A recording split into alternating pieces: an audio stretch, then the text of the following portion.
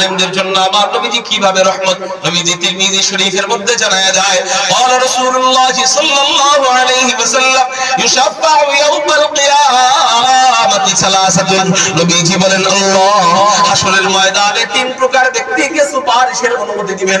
চিৎকার দিয়ে বলেন কয় প্রকার ব্যক্তিকে আল্লাহ সুপারিশের অনুমতি দিবেন? তিন প্রকার ব্যক্তিকে আল্লাহ সুপারিশের অনুমতি দিবেন। এক নম্বর প্রকার হলো আল আম্বিয়া, এক নম্বর প্রকার হলো নবীদেরকে আল্লাহ সুপারিশের অনুমতি দিবেন।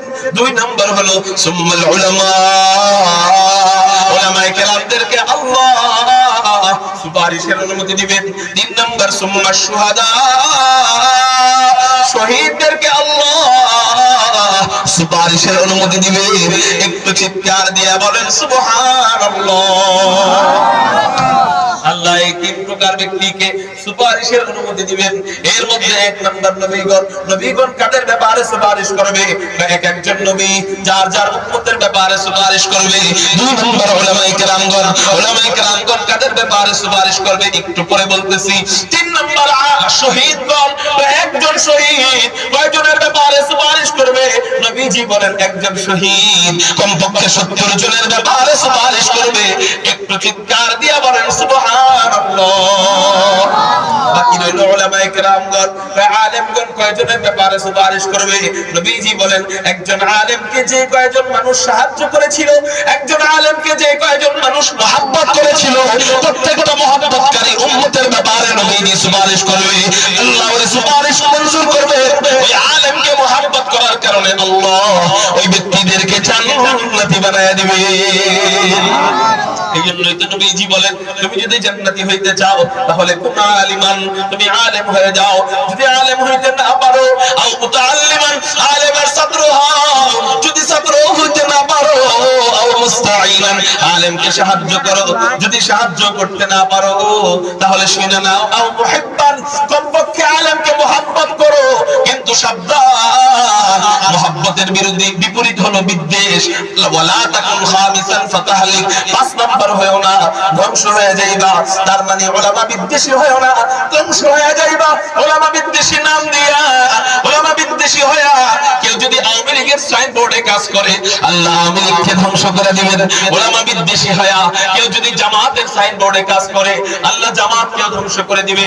উলামা বিদ্বেষী হয়া কেউ যদি সাত গ্রুপের পক্ষে কাজ করে আল্লাহর কসম করে বলে ওই সাত গ্রুপকেও আল্লাহ ধ্বংস করে দিবে।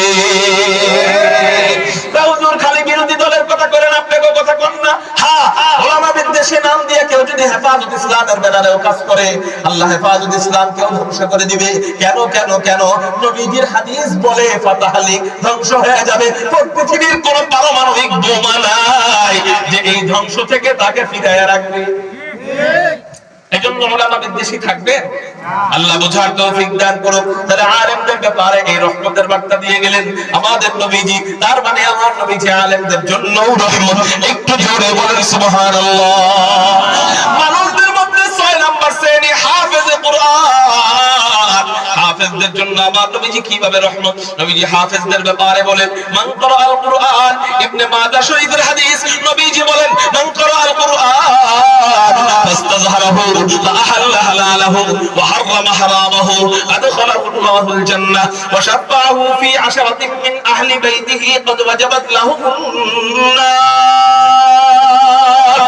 নবীজি বলেন কোন ব্যক্তি যদি কোরআন পড়ে, মান ক্রাআল কুরআন, কোরআনুল কারীম পড়ে, ফাস্তাযহারাহু, সমাজে প্রতিষ্ঠিত রাখে, অর্থাৎ কোরআনুল কারীমকে হাফেজ হয়ে সংরক্ষণ করে। নবীজি বলেন হালাল হারাম মাইনা চলে, অর্থাৎ কোন হাফেজ যখন হালাল হারাম মাইনা চলবে আদখালাহুল্লাহুল জান্নাহ। আল্লাহর হাবিব বলেন আল্লাহ ওই হাফেজকে জান্নাতে প্রবেশ করাবেন। শুধু জান্নাতে প্রবেশ করাবেন তাই নয়, ওয়াশাফাহু ফি 10 মিন আহলি বাইতিহি قد وجبت لهم النار। আল্লাহ বলবে ও হাফেজ বাচ্চা যা যা যা, পরিবার থেকে এমন 10 জন যারা জাহান্নামে চলে গেছে, এই 10 জন জাহান্নামীর ব্যাপারে সুপারিশের অনুমতি দেওয়া হলো। এই 10 জনকে সুপারিশ করে জান্নাতে নিয়ে যা। এলে হাফেজ বাচ্চা সুপারিশ করবে 10 জনের ব্যাপারে। আমি যদি আমার একটা সন্তানকে হাফেজ বানাই, আলেম বানাই, তাহলে সন্তানটা আমার রাইখা জান্নাতে যাবে তো? এই জন্য চোখ বন্ধ হয়ে গেলে ইঞ্জিনিয়ার সন্তান আর কাজে আসবে না, ডাক্তার আর কাজে আসবে না, ব্যারিস্টার আর কাজে আসবে না। ইনশাআল্লাহ আজকের এই তাফসীরুল কুরআন মাহফিল থেকে আমরা একটা প্রতিজ্ঞা করে ফেলি যে ইনশাআল্লাহ আমরা আমাদের সন্তান, আমাদের নাতি এদেরকে মাদ্রাসায় পড়াবো। কারা কারা রাজি আছেন আল্লাহু আকবার বলে হাত দুইটা আল্লাহরে দেখান। রাজি আছেন ইনশাআল্লাহ? আল্লাহ তুমি কবুল করো। 6 নাম্বার শ্রেণী গেল।